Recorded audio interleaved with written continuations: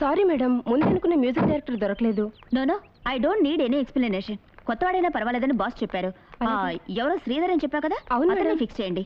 నాకు కావాల్సింది ఆడిటోరియంలో ఓవేషన్ క్లబ్స్. తర్వాత అతనితో డీటెయిల్డ్ గా మాట్లాడి ఏం చదువుతున్నాడో కనుక్కొని నాకు చెప్పండి. ఇమీడియట్ గా చెప్పండి. Okay, you understand? Music programme ready అయ్యారుగా, ఏం చేయబోతున్నారు? కాన్సెప్ట్ ఏంటి? ఈ ప్రోగ్రామ్ కాన్సెప్ట్ లవ్. అంటే ఈ పాటే కాన్సెప్ట్ లవ్వేనా? అవును, ప్లీజ్. అది ఒట్టే ఆడమగా లవ్ కాదు. Love towards the world, love towards the universe. అర్థం కాలేదు.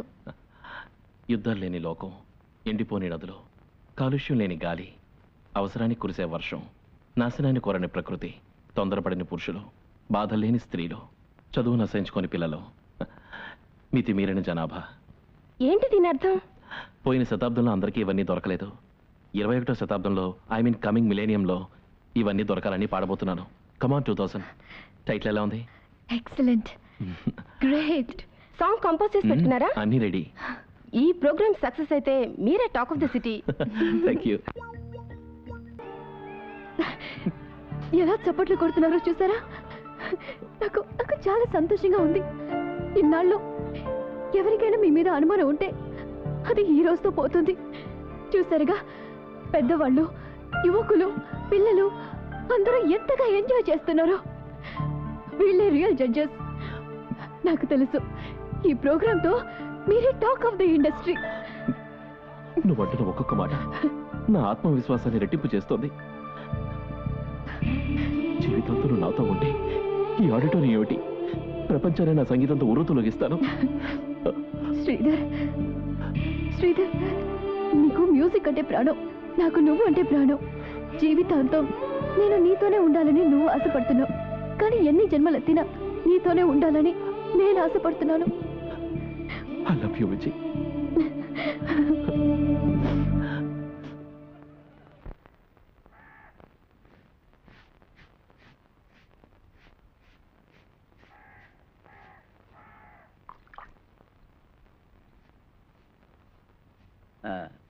రండి రండి.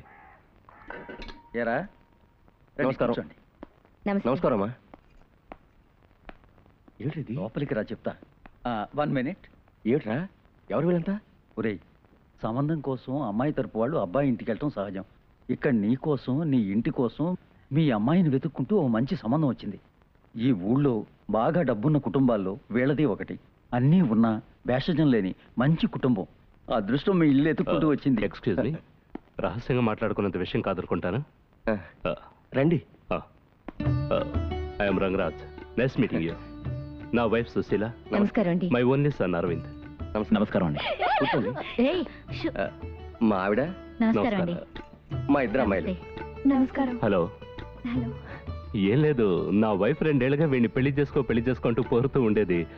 వీడు మనసుకు నచ్చిన అమ్మాయి దొరకలేదంటూ దాటేస్తూ వచ్చాడు. అనుకోకుండా మీ అమ్మాయిని ఎయిర్పోర్ట్లో చూశాడట. మనసుకు బాగా నచ్చింది నాన్న అని ఫోన్ చేసి చెప్పాడు.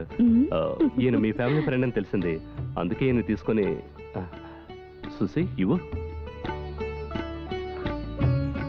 తీసుకోండి. అదే నిశ్చయితాంబూలం కాదండి, ఎవరింటికైనా పెడితే పువ్వులు పళ్ళు తీసుకెళ్తాగా, అలాంటిది ఇదేను. తీసుకోండి. పర్వాలేదు, తీసుకోండి. మా అబ్బాయిని బాగా చూసుకోమా, నీకు నచ్చితేనే పెళ్లి జరుగుతుంది.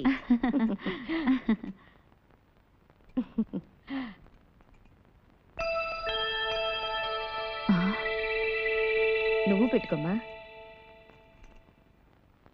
నేనెందుకు ఇంతగా ఆలోచిస్తున్నానంటే, మన వాళ్ళలో 2 అబ్బాయిలు ఉన్నవాళ్లే పెద్దవాడిని వదిలేసి రెండో వాడికి పెళ్లి చేస్తే నలుగురు 4 రకాలుగా అంటారని భయపడుతుంటారు.